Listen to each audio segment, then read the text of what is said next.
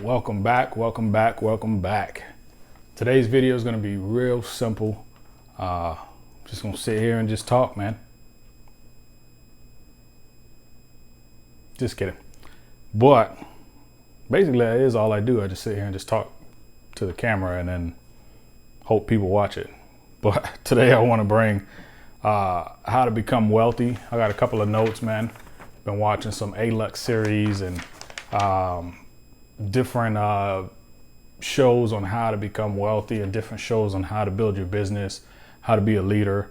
You know, I did listen to a book, and I'll have to link that down in the bottom because I don't know what the name of the book is. So I just looked it up, had to pause and look it up. So it's Ninja Selling, all right? So I did the audio book. I got referred by a good friend, Lil Cepeda, on her social media. It has to say Lily because there has to be a certain number of letters. So she's being faulted by her regular name. But Lil Cepeda, she's actually a realtor out in Austin, Texas. So I'll put her information down in the bottom also. So if you're in the Texas area and you're in the area where she's doing real estate, definitely reach out to her because she's amazing. She did a lot of mentoring for me when I first got into the game. I was a young pup in the game. She did some mentoring for me and then it helped out a lot. So hopefully, you know, if you're in that area or moving to that area, definitely reach out to her and she'll be able to help. But Ninja Selling, super amazing book. I recommend it for anybody that's looking to get into sales, not just real estate, any sales. Look into that. It's great. And if you've already read that book or have the audio book, hit the like button because, man, that book is going to change you something serious. And if you believe it's going to change other people, hit the like button as well. But let's go ahead and get into this. How to become wealthy. Okay. So I wrote down a couple of notes. All right. I'm listening to A-Lux and all these other items, and I'm literally taking notes on how to become wealthy. And these are the things that I do myself. And I believe that it should be easy for you to do as well if you want to try to become wealthy or if you want to try to get out of the slump or the same position you're in. You may even be in a good position and then still want to level up to the next position or income bracket or whatever the case may be. So there's a few things that might help you out. So let's get into it. So the first thing is if you're buying cars, you can buy brand new. I don't do it myself. I don't buy brand new cars just because you lose so much value in the car. You know, if it's not for your business or if it's just you just want to have the greatest and the latest car, you're going to lose so much value buying brand new.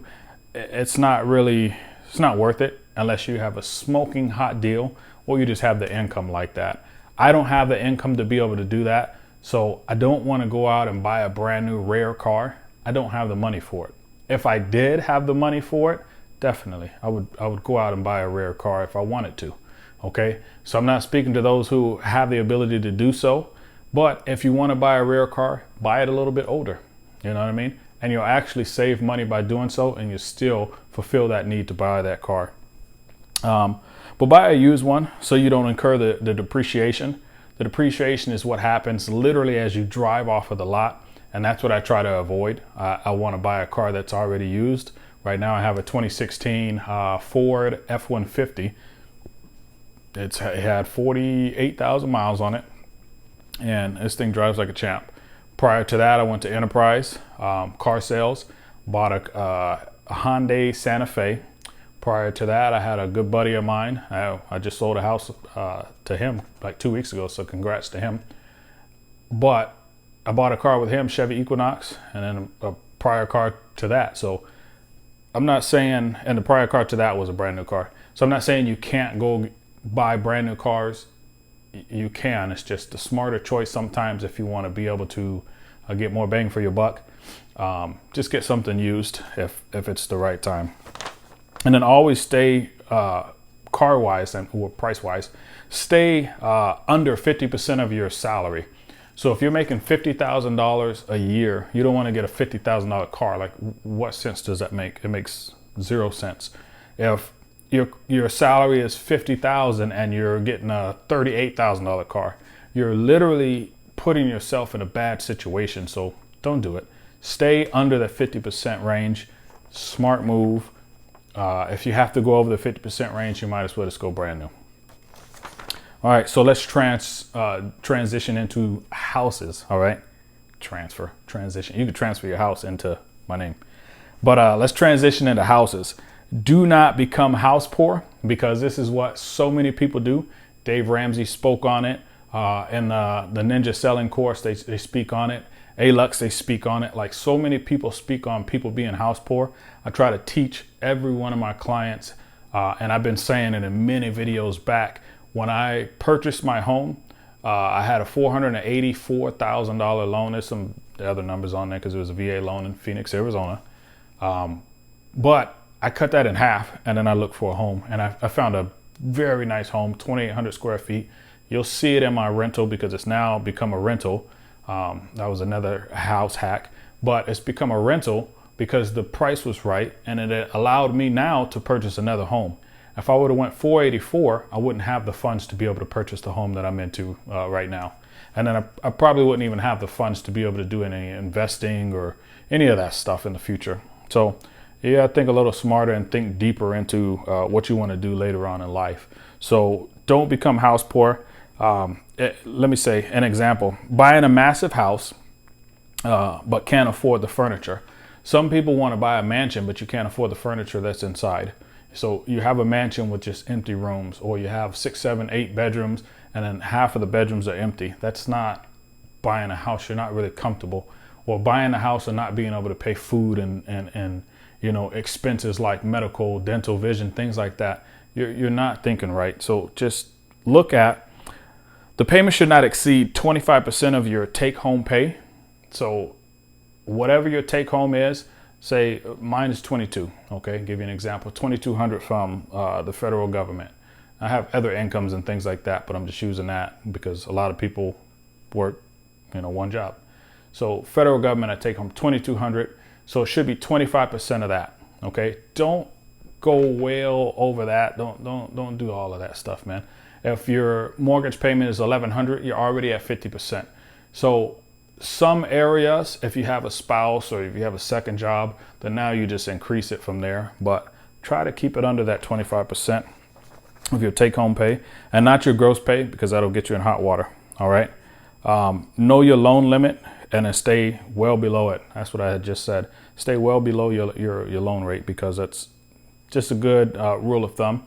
And the 25% is also a good rule of thumb, but it does make it hard sometimes because the loans are just increasing. The amount of homes are just increasing. So it does make it a little bit difficult. If you have to rent if you are not in a position to buy. It's nothing wrong with renting, okay? Just rent until you're in the right position to buy. Save the money, get your credit score up. The higher your credit score, the better the interest rates are. Just know that. The higher your credit score, the better the interest rates are. So don't rush into getting a home because you have a 650. If you're able to wait another year, raise your credit score up to 750, 780, whatever the case may be. 760 is all you need, but 760, and then you'll get some of the best rates out there. You really do yourself some justice by doing so. Just take your time. Now let's transition over to teams and circles. So this is like your friends and business associates, okay? So surround yourself with some winners, not meaning like surround yourself with, I've got friends that want to be rappers that surround themselves with rappers that are in the same stage as themselves. Surround yourself with somebody that's already succeeding. Surround yourself with somebody that's already at the level that you're trying to reach, so that when you reach that level, you now surround yourself with the next level and the next level, and you just keep going from there. It's nothing bad against the people that are on your same level, but you can't level up very easy when you have the same circle of friends that are literally trying to take the same steps as you. You're not going to get far by doing that. And this applies to real estate, this applies to financial advisors, tax experts, artists, etc. It doesn't matter who you are. I got a friend that's an artist. I buy a lot of items from her, and she works at a bank. I'm not going to say the bank, but she surrounds herself with winners that are succeeding and doing things. We have a lot of friends from high school that are succeeding, we try to connect with each other and do different communications to level up with each other. Okay, so that's a really good thing to do, is to surround yourself with some winners so you can now get to that next circle. And let your circle be your source of service and knowledge. Okay, so your circle is actually, if you have somebody up here and you're working at this level, when you have a question, you can literally go over to them and ask that question, and they'll be able to give you the knowledge to make you, think outside the box, or to get you to the next level. So that's really a good thing whenever you have a positive circle. Transition to the next one, judgment, man. So stop worrying about others, stop worrying about what they think of you. If you're doing the right thing, there's always going to be some people that notice. There's always going to be people that still talk trash. There's always going to be people that doubt you. There's always going to be people that talk down to you. It's never going to end. It doesn't matter. The more money you make, the more people talk down to you when they don't connect, or they feel like they're losing you in that circle. When you're transitioning from their circle to the next circle, they definitely feel like, whoa, something's pulling at me, like what's going on? They may start doubting you. They may start becoming distant. That's okay. They're still your friends, but you still have to level up in order to go to the next step. If you feel, hey, I need to stay connected with the individual and I need to stay at their level, you're never going to grow. Okay, you're going to continue to be at that place. If you're judging others, horrible idea. Stop it. Like, seriously, don't do that. Stop worrying about the likes and dislikes on social platforms. For a long time, I actually was heavy into that, and I was like, man, I'm not really getting the likes that such and such is getting. It doesn't matter. Such and such is doing something different. They're going in a different direction. They may even fail in the future, and that doesn't have anything to do with me. My goal is to do what I'm supposed to do and reach the individuals I'm supposed to reach, and that's all I need to worry about. If people dislike it, I don't need to worry about it. If people like it, I don't need to worry about it. What I need to worry about is reaching the people and getting the message out that I'm trying to get out. So I have to keep my message genuine, keep it true. I don't want to speak other people's message. I want to speak my own. Now, transition into reading. Reading is the number one way, whether it's audiobook or just reading, is the number one way to just feed your mind, just fuel it over and over and over. Your car can only go so far on one tank of fuel. You have to keep refueling it over and over and over. And sometimes you pick up the fuel at different gas stations. If you pick it up at the same gas station, man, more power to you. That's where you love to get your gas. But for me, I like to fuel up wherever I'm at. It doesn't really matter. There are some specific locations I go to. That's the same thing for reading and obtaining knowledge. I get it on YouTube. I get it on Fiverr. I get it on Zoom meetings. I get it in actual meetings whenever the brokerage opens back up to do actual meetings. I get it in reading, audiobooks. It doesn't matter. Talking to friends and family, you're going to get it literally anywhere. You can't really set your mind on it has to be in this specific order and this specific source. No, you have to go from one book to the next, to the next, to the next. That's how you're going to literally feed yourself. Now there's podcast. Podcast is just like an audiobook. They're going to feed you with knowledge. Find the right one that fits for you and feed your head over and over and over. Literally watching this YouTube right now, you're feeding yourself with knowledge. Believing that, hey, Daryl has some knowledge, he can feed it to me. You need to do the same thing over and over and over, no matter where you're at in life. Even when you're a millionaire, you're still going to end up doing this. So I've heard. I'm not a millionaire, so no, I'm not speaking on behalf of myself, but I'm doing good in life, okay? So I'm doing what I'm supposed to do, but I continue to read more and more and more. These books back here, I need to get more books, man. Like, I need to learn more and just fill my head. Let's transition into investing, okay? So now, this is definitely something I'm brand new at, but investing, you got to invest in your 401k if you're working, okay? Or if you have 401k through your job, if they're willing to match or different stuff like that, throw your dang money in there. Always do that. I have a buddy of mine who, when he first started in the federal government, started at a GS5, he put a certain amount in there. And as he goes up in GS levels or in increases or step increases, That's what it's called in the federal government. As he steps up into those step increases, what he does now is actually keeps his money at the same level. He has multiple incomes though, so let me throw that out there. But he keeps his money at the same level. Okay, so his money is literally just being dumped into the 401k and the TSPs. So the TSP for us is the thrift savings plan for the federal employees. That, depending on which one you put it in, and I can't advise you on which one to do, just do some research and things like that and put your money in the right places. But him and I were talking, and when he said that, I said, man, it's like the smartest thing ever. So now I've implemented a lot of that into my investing. But you want to invest into your retirement, your stocks, your bonds, into real estate. I've got retirement, I've got TSP, I've got 401k, I've got stocks now. I think I said that twice. I might have, I don't know. I've got real estate.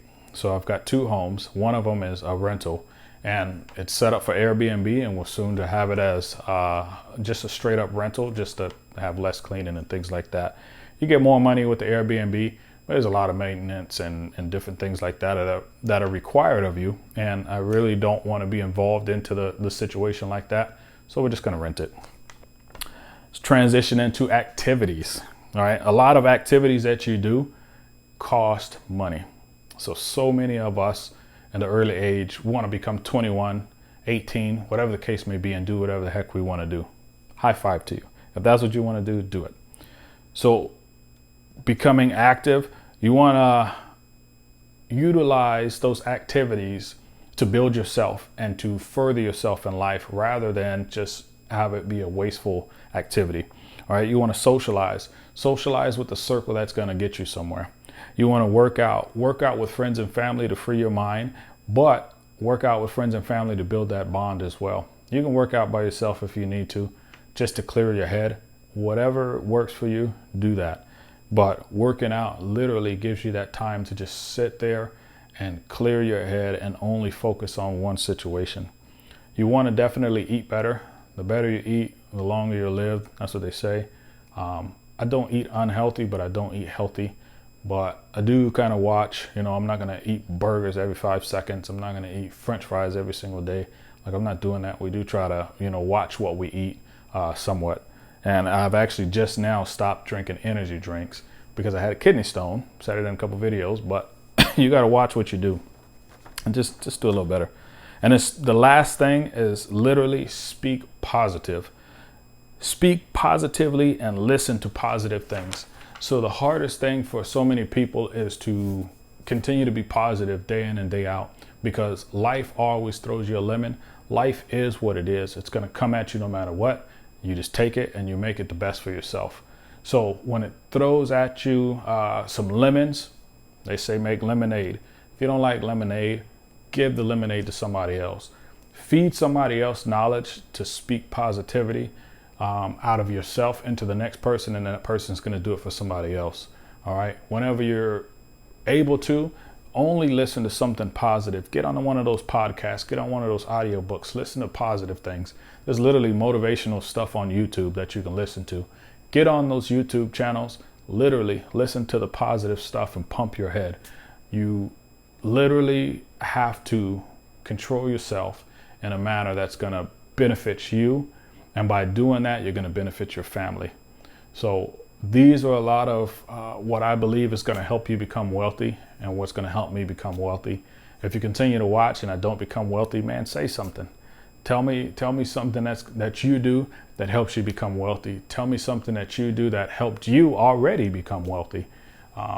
But as always, man, if you made it this far, I love you guys, and I appreciate you for watching and staying tuned and following me.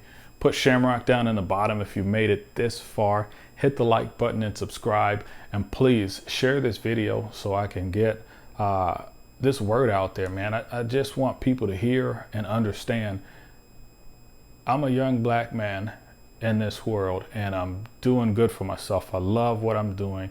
I love helping people in real estate. I love giving knowledge, and then anybody else, no matter what race you are, you should be able to do the same thing. So as always, man, I love you guys. I got to go pick up my kiddo. Have a good Wednesday. Peace.